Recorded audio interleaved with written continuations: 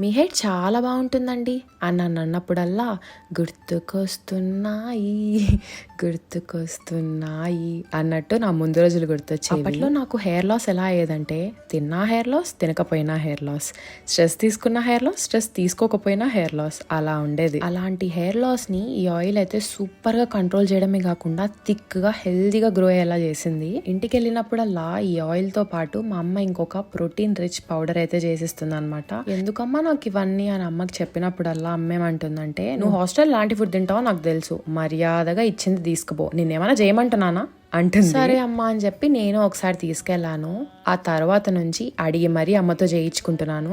అంత టేస్టీగా ఉంటుంది. నన్ను నమ్మండి, లిటరల్లీ నేను ఈ పౌడర్ కోసం క్రేవ్ చేస్తాను, అంత టేస్టీగా ఉంటుంది. ఆయిల్ పౌడర్ రెండు బోత్ మెన్ అండ్ ఉమెన్ అయితే యూజ్ చేయొచ్చు, ఎటువంటి ప్రాబ్లం ఉండదు. చాలా మంది అది అడుగుతున్నారు.